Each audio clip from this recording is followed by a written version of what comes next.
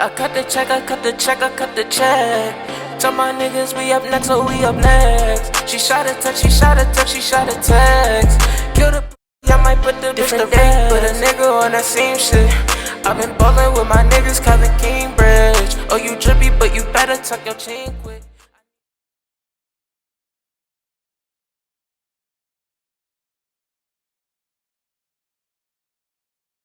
What's good, y'all, man? We back again with another video, and today we got a lot of stuff to talk about. Before I get into it, I just want to say sorry I haven't uploaded in a week.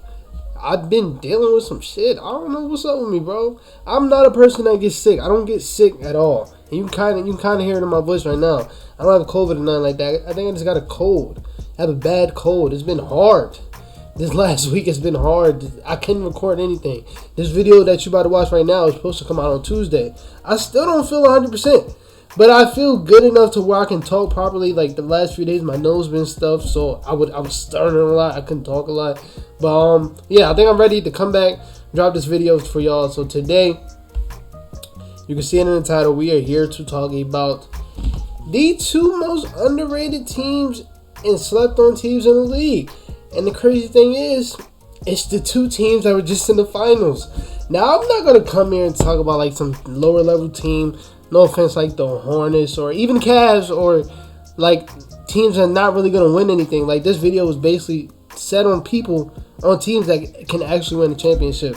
And I was just thinking, like when I'm looking at NBA media, I see a lot of teams being talked about, but I don't see the Suns or the Bucks being talked about. And it's kind of confusing because they were just there. The Bucks just won it. The Suns were just there in Game 6. But they're not getting talked about a lot. Now they're starting to get a little bit of talks because they're on an 18-game winning streak. It's either 18 or 17. But like before, nobody was talking about them. And I feel I know the reason why. But let's just talk about them so far. This season, they've been playing really good. They started off 1-3. And a lot of people were calling them overrated at that time. And this is one of the main reasons why I'm bringing this video. Because for both teams, they both started off slow. And they were both being called overrated. And they both was a lot of people said that last year was a fluke, just because they started off slow. I believe this team, the Suns, they started off 1-3, and then the Bucks, with injuries, big injuries, started off 6-8. But they were both called flukes because they made the finals last year. But ever since then, the Suns been on some shit. I ain't even gonna lie. 18-game winning streak is crazy. It's crazy. They play the Warriors again tonight. So, hopefully we get a better game than we got last time. Even though the last game was decent. But I would love to see it, like, go down to the wire or some shit. Like, it was kind of down to the wire and then to the last minute. And then I think who hit it? Landry Shamet. He hit that dagger and it was pretty much over. And they put the bench unit in for the last 2 minutes. But other than that, man, D-Book, CP3, they're back in the MVP race. They're playing at an MVP level again. CP3, he don't get talked about enough. When you look at players like LeBron or Melo, the one thing you hear about them a lot, and this is not me bashing on them, like they're on my team, they're my guys, but you hear about their age a lot. When you look at Chris Paul, he's right there with him. Right there with him. He's in year, 17, 16? And I think LeBron's in year 19, something like that. Like, they're right neck and neck, bro. And CP3's 36, hooping like this? Looking like one of the best CP3s I've seen, even though I think the Clippers CP3 was probably the best, but this CP3 right now look good, bro. And you got D-Book, who's finally getting the attention that he should have been getting the last few years. And it's finally on TV now. They're getting a lot of TV games because they just made the finals. But you got them two playing at an MVP level, and then you got Mikal Bridges and DeAndre Ayton playing some elite, and I mean elite defense. I'm not a big Mikal guy. I'm not going to lie. Mikal, he gets my nerves. He's one of those guys, for me, I would love him on my team, but I can't watch him play. I just can't. But on defense, I can't lie. He is one of the best defenders we have in this league who can definitely guard 1 through 4, sometimes 5, depending on how strong that 5 is. But a very smart defender. And then DeAndre Ayton, a player that's had some struggles on defense most of his career. He's actually a defensive anchor right now, and I think that finals run kind of helped him out playing winning basketball, kind of learn what it takes to win basketball games, and now he's playing really good defense, and I believe they had the second best defense in the league after the Warriors. So, shout out to both of them, and then the bench. Cameron Payne got his money, and some people usually get their money, they slow down. Hence, Duncan Robinson. No offense, but goddamn, you're playing terrible. But Cameron Payne's hooping even more than he hooped last year. Just had a really good game yesterday against the Detroit Pistons. So shout out to him. Then you got JaVale McGee. I know how. Actually, I don't know if I expressed my. I don't want to say love because that's kind of gay. Pause. But my love for JaVale McGee. JaVale McGee's one of my guys, bro. I've been watching him since he was on the Warriors. And he's been hooping this year. You got Landry Shamet. That was a big underrated addition. Give you a real sniper off the bench. And then Cam Johnson. They got a real decent bench over there. I think they only run like a 9-man rotation on some 2K shit.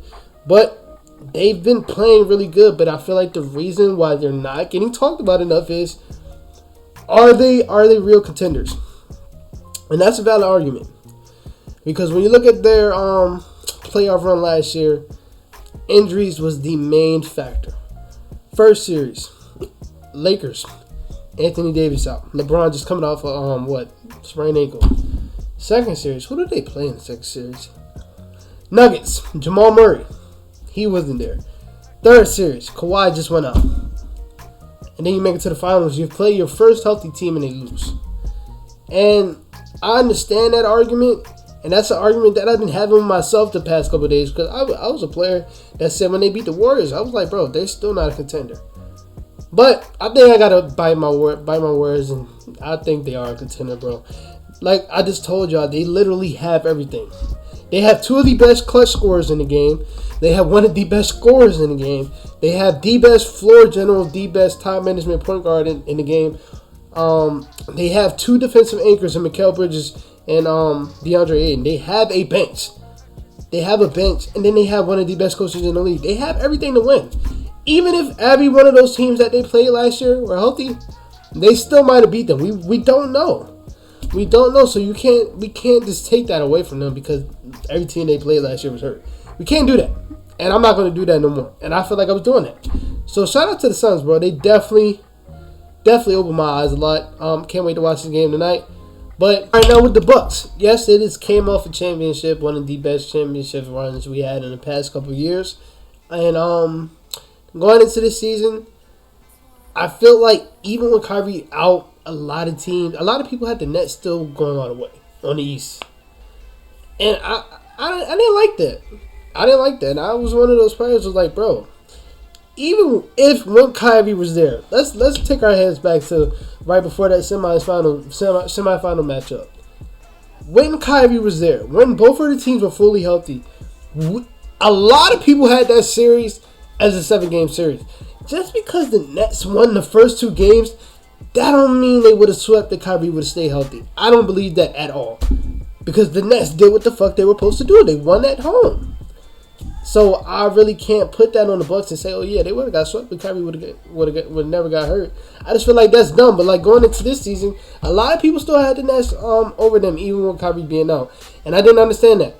So going into the season, they started off slow, like I said, and they were called flukes again because started off slow, had a bad record. They were losing to some crazy teams like the Spurs. When I seen that, I was what? I said the Spurs, but when you look at the injuries they had. Even though Giannis is probably the best defensive anchor we have in the league, Brook Lopez does a lot for that team on defense. And not only on defense, on offense too. He spaces the floor for Giannis. And he's one of the best shot blockers we have in the game. Yo, his career arc is crazy. Let's just talk about that for literally like 20 seconds. On the Nets, one of the best big man scorers in the league. He never shot a 3. Never. He wasn't a good defender. But now you're on the Bucks. A really good defender, a really good shooter. That is crazy. But yeah, you lose him. You lose Chris Middleton, for 2 weeks and a half? Their second best player with COVID. You lose Drew Holiday for a couple games. Like, look at the injuries they had. They still didn't have Dante DiVincenzo back. Like, I'm not mad at them for starting off 6-8. And then look, when they're fully healthy, not even fully healthy because Brook Lopez out, Dante's still out. But when their core is together, which is Chris Middleton, Giannis, and Drew Holiday, when they're together, they're undefeated. Haven't lost a game yet. So, for people to call them flukes after starting off 6-8, with all the injuries and the level of injuries that they got, it's not like they lost a player. No offense, and this is my guy, like Jordan Norwell. That wouldn't have mattered, or a player like Rodney Hood. That wouldn't have mattered. But they lost 3 of their starters for more than 3 games. So I'm not really mad at them for starting off slow. Like I said, ever since then, they've been dominating. Giannis has been dominating. Just hit a game-winning shot yesterday or 2 days ago. They've all been dominating, bro. And when I look at them, I think they can go back to back. The Warriors are scary, of course. Like I said, the Suns are scary. They're underrated scary. I'm a Lakers fan. I don't even look at my Lakers as like we not on shit. I'm gonna be honest. Fully healthy, we're not on shit. Even though I was about to drop a video saying Russell Westbrook's been playing great, and he has, and I still might drop it, we're not on shit. Who else the team? Heat. I seen people say they lose to the Heat fully healthy. No, the fuck, they're not, bro. That Kyle Lowry signing, that PJ Tucker signing, that ain't nothing. That's nothing. Drew Holiday would X Kyle Lowry out that series so fucking fast, bro. Drew Holiday X Chris Paul out of that series. You think he can't do that to what's his name? Kyle Lowry? Fuck out of here. And if you think PJ Tucker is fucking Giannis, you're crazy. But I know that's not the only person that's going to be guarding Giannis. They're going to have a whole lot of matchups. But I don't see the Heat being better than them at all. I do think they're the best team in the East when they're fully healthy. Even though the Nets have the best player in the league, I still think they're the best team in the East. And I do think, and this might be a wild one, I think they're the best team in the league. When they're fully healthy, they're the best team in the league. So, like, subscribe, share this video. Let me know how you feel, man. I really do feel like these teams are getting real disrespected. So, shout out to y'all. I'll be back tomorrow. Hopefully my voice sounds better.